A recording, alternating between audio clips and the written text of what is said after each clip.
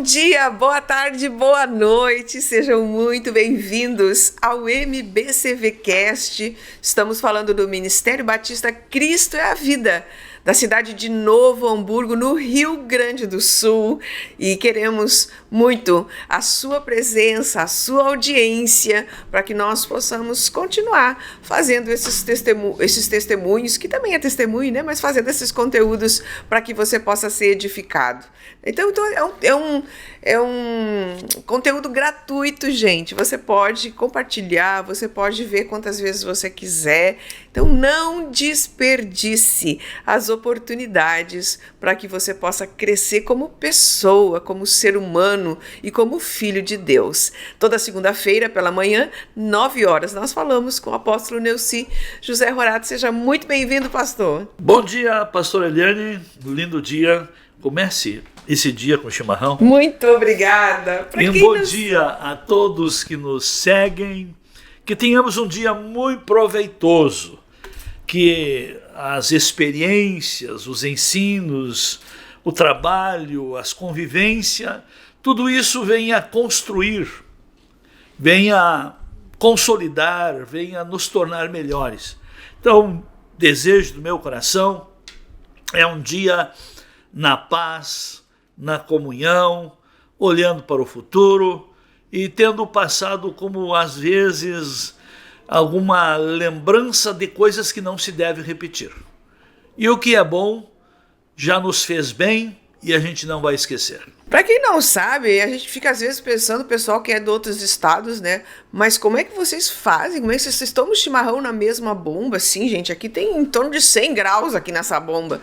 Então você toma o chimarrão e depois o nosso parceiro toma chimarrão. E essa é uma tradição gaúcha boa, né? Então não fique aí apavorado. Vamos lá, hoje a gente vai falar um assunto polêmico, pastor. Preparado? Olha, vamos ver o que eu possa compartilhar.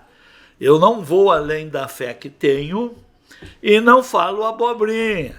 Não vou falar do que eu não sei, do que eu não vivi e também não sou levado pelo vento de ilusões.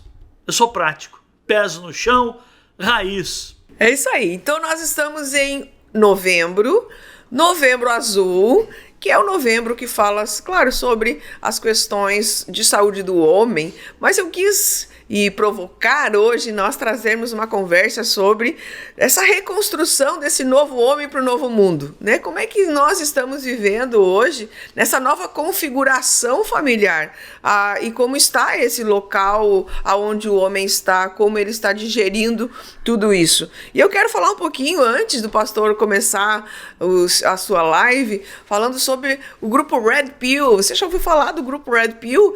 Que é o grupo de homens machistas, né, que são misóginos. O que é isso, pastora? Misóginos são pessoas que nutrem ódio, raiva e desrespeito às mulheres. E isso foi crescendo, né? Foi um movimento crescente a nível nacional e também internacional. Então a gente quer falar um pouquinho sobre esse homem e como que um homem pode ser hoje cristão dentro de todo esse contexto, né? Porque hoje a valorização da mulher, ela tá muito forte, até bem atualizado, né? O tema do Enem da semana passada foi esse, né? Desafios para o enfrentamento da invisibilidade do trabalho de cuidado realizado pela mulher no Brasil. É desse trabalho que a mulher faz na sua casa, no seu lar, que muitas vezes ela não é vista, e qual é a valorização da mulher? Quando ela está numa posição alta, hierárquica, né? E a gente sabe que não é isso que a Bíblia fala. Então vamos lá, pastor, o que a Bíblia fala sobre o homem? Barbaridade. A responsabilidade pesa sobre o homem. Porque Deus disse, façamos o homem a nossa imagem, conforme a nossa semelhança. Então nós temos o homem, mas tem o homem foi criado por Deus em 2 modelos, macho e fêmea. Então o homem, quero dizer aqui, Vou fazer uma comparação do homem para já nós não polemizar. Por exemplo, o espírito do homem é o mesmo, o da mulher. Tanto o homem quanto a mulher, diante de Deus, são iguais, porém, funções diferentes. Eu vi uma certa ocasião um pastor tentando deixar bem claro a diferença, e ele até usou uma marca de carro que tinha o mesmo motor e tinha o auto e a caminhoneta. Mas a potência, a capacidade, o motor, a funcionabilidade eram iguais. O homem e a mulher são, diante de Deus, têm os mesmos privilégios, só que de acordo, por exemplo, aqui, vamos pegar o carro agora. O auto não é tudo que você pode levar dentro dele, mas na caminhoneta pode levar mais coisa. No caso, o homem é a caminhoneta. Não, hoje já não mais, tá? Hoje quem está carregando a carga são as mulheres, infelizmente. Inverteu valores, os homens perderam a noção, porque hoje tem dois tipos de homem, o com H e o homem escrito sem H. O homem que usa o H na frente, homem com H, é um homem que tem senso de responsabilidade, que sabe ser pai, sabe ser marido, sabe ser gestor, sabe que o dever de ser provedor é dele, e sabe usar a autoridade, sabe ser o protetor da família. O homem com H, quero dizer mais um conceito para você, minha amiga, minha irmã, que precisa de alguém. Procure homem com H. Porque o homem com H não fica devendo favor. O homem chegou no nível que está porque ele mesmo se autodesrespeitou. E aí o que acontece? Ele começa com o desrespeito à sua companheira, como pai às suas filhas, como marido à sua esposa, e aí vai indo, tá? E as mulheres já cansaram de serem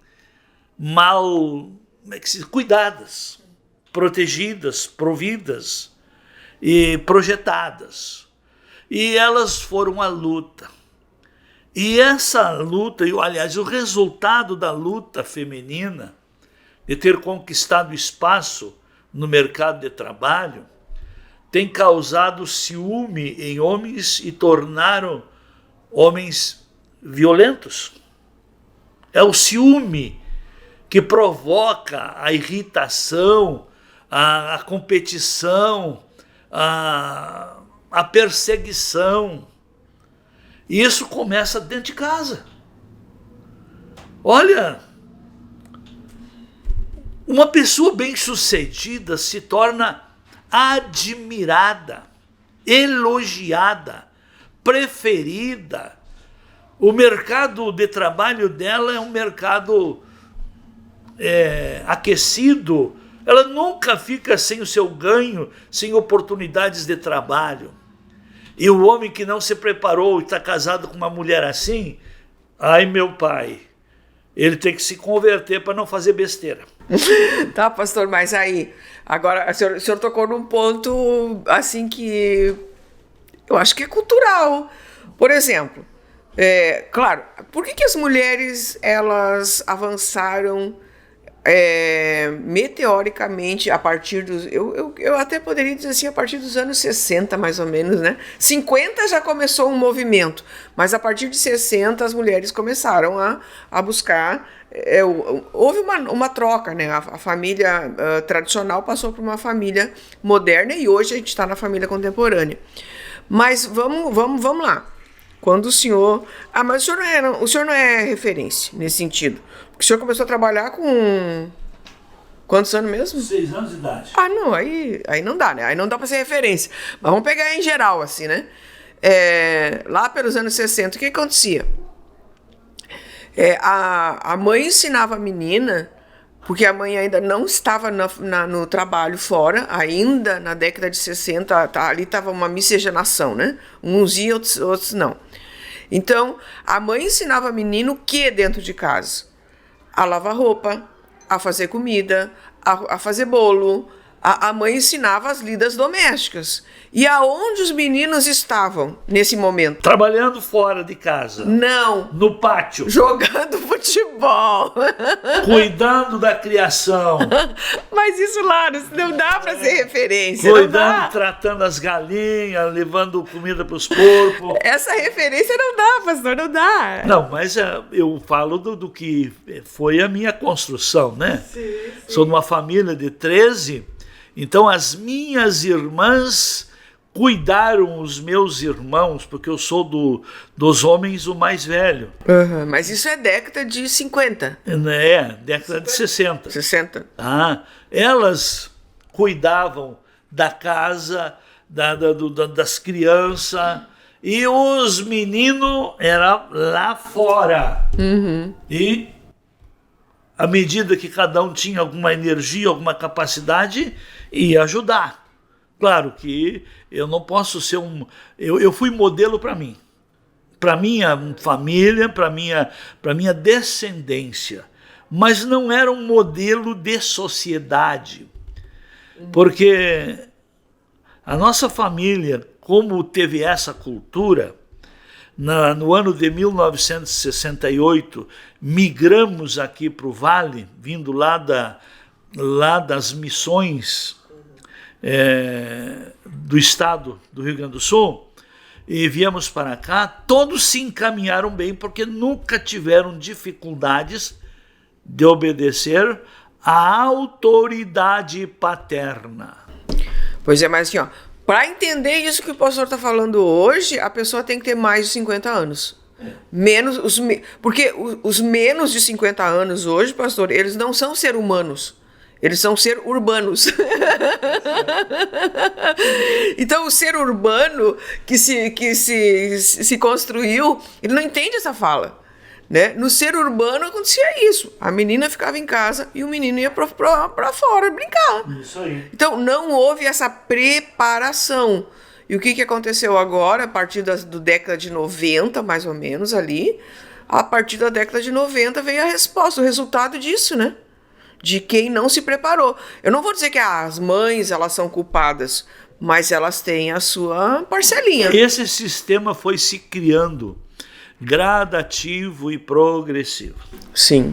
Casualmente, olha, tem muita coisa aí que se hoje a gente falar, são capazes de querer escrafunchar lá na história para procurar culpados. Tá? A mulher, devido à cultura e alguns legados, ela sempre foi, no passado, não valorizada. Mas devido a elas ter sido assim, desvalorizada a tal ponto, lá na década de 50, 60 até 70, uma mãe solteira, olha, a vida dela se tornava um karma. Impressionante. Não era aceita pela sociedade. Hoje, ser mãe solteira ou não, hoje tem, como é que se diz?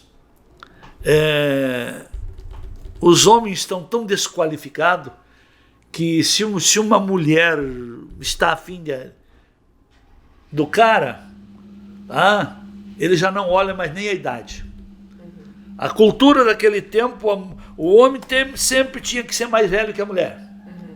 E agora, há poucos dias, me deparo com um caso aí, de uma união, em que a mulher é 40 anos mais velha que o rapaz. Hoje não pensam no futuro. Não pensam. Então, hoje, a maneira que as coisas estão indo, banalizaram o casamento, a família, os valores. E o homem, então, deixou de ser cabeça. E por não ter cabeça, tá? Deixou de ser respeitado, honrado. E aí quem não é respeitado e honrado não é valorizado. Então já hoje o homem está dependente da mulher. Antes era o contrário. Totalmente o contrário. Hoje a maioria dos homens aí estão se aproveitando devido à carência afetiva de algumas mulheres, estão vivendo disso, tentando apenas atender carência afetiva de algumas mulheres para viver na sombra. Mas e o futuro? E a hora que essa mesma mulher não tem mais carência? Vai suportar um marmanjão dentro de casa só para esse passatempo? É porque se ela tem uma pessoa acomodada, porque naturalmente num casamento, o casamento tende a se acomodar, né, pastor? Há uma tendência natural de acomodação, assim, de se organizar ali e tal. Agora, no mundo que a gente está vivendo hoje, onde existem alguns homens protagonistas ainda, né? O que acontece? Ela tá ali com o marido dela acomodada. Ela não tem uma vivência com Deus, ela não tem uma experiência, e até nem vou dizer assim, eu não posso ser tão geral, né? Porque às vezes até tendo a experiência com Deus, e aí caem os olhos dela, caem as escamas, e ela pensa, bom, eu tô numa furada, eu preciso resolver isso aqui. Aí ela tá com uma pessoa super acomodada do lado dela, só que porque ela trabalha fora, ela tá numa convivência com homens protagonistas. E começa a acontecer o quê? As comparações. Então o homem precisa, E aí o produto que ficou em casa perde o valor. Exatamente, né? Então, assim, até eu ia dizer nas mulheres que não conhecem a Jesus, mas eu não posso dizer isso, porque hoje nós estamos num mundo onde pouco se valoriza o que a Bíblia diz também, né, pastor? É porque nós temos as 3 áreas. Na área que a gente mais exercita, convive, ela exerce uma influência maior. Mas como hoje é um meio social, o maior convívio, redes, amizade, trabalho, as comunicações, então aí tem personagens diferentes e aí que acontecem as comparações. Sim. Tá? Muita mulher anojou do marido porque se apegou nos galãs de novela. Também. Começou a admirar, tá? E aí chegou a ver que o produto de casa, ela achava que merecia algo melhor. Bom, teve um caso aí, pastor, agora há poucos dias, para o senhor ter uma ideia de como é a mulher, né? A gente está falando do homem, mas é importante o homem saber que existe essa comparação. Mas não dá para falar em homem sem mulher. Porque homem sem mulher não vale nada. Mas o Jeff Bezos, eu não sei se hoje ele ainda é o homem mais rico do mundo, mas se não é o segundo, né? É aquele carequinha, sabe? Sim. E ele estava numa festa, pastor, e viralizou isso aí. A mulher dele, um mulherão também, né? Muito mais nova que ele. Sim. Né? Uma mulher muito mais nova, que também é uma característica, né? O homem que tem muito dinheiro, ele, né, escolhe. O que aconteceu na festa? Passou um galã do cinema na frente dela e ela teve uma reação tão estranha. Ela fez... do lado do Jeff Bezos, que é o cara mais rico do mundo. Que viralizou. O Jeff Bezos ficou numa situação, sabe? Que desconforto. Que de desconfortável, né? Porque a mulher dele viu o cara galã e quando, né, então, tipo, ignorou o cara que tava do lado dele. Mas claro, aí a gente vai entender as comparações, idade, enfim, né, tantas coisas. Então, assim, a comparação existe, homens, e não tem como negar essa comparação nos dias de hoje. Talvez nos tempos da família tradicional, não tinha, né, pastor? Não tinha como. Não tinha TV, não tinha tanto modelos expostos, tanta oferta, tanta ilusão, tanto... E mesmo a mulher, mesmo que ela pensasse, jamais isso seria exposto, seria... Ela tinha que guardar para ela e só contar para o padre. Esse episódio tá legal. Vamos lá, então, pastor. O tempo vai passando, né? A gente vai falando, mas vamos lá. Então, dentro de toda essa conjuntura que a gente falou, assim, ó, a gente nem chegou na Bíblia ainda, né? A gente nem falou sobre funções do homem. Vamos deixar para um outro episódio. Mas deixa eu perguntar uma coisa pro senhor agora, para dar esperança para os homens. O homem tem que dar certo? Em que sentido? Tem que dar certo, ele tem que gerar resultado, ele tem que ser homem. Não, homem. Vamos dizer a palavra homem. A origem do homem, o propósito da criação do homem, as atribuições, as capacidades dadas por Deus ao homem. Olha, para não dar certo é só descartar Deus da vida. Vai ver se esses homens aí que estão fazendo besteira, que estão sendo um péssimo modelo, que estão atraindo para si condenações, leis, medidas de distanciamento contra eles. Por causa do quê? Porque eu tenho certeza que se o homem tira para fora a capacidade que Deus colocou dentro dele... Olha, eu vou dizer uma coisa aqui, vou contar algo que para mim um tempo era um nó que eu tinha na cabeça. E você também um dia me contou uma história que confirmou. Às vezes eu me deparo com um casal já bem avançado, a mulher bem conservada, bem alinhada, e ele,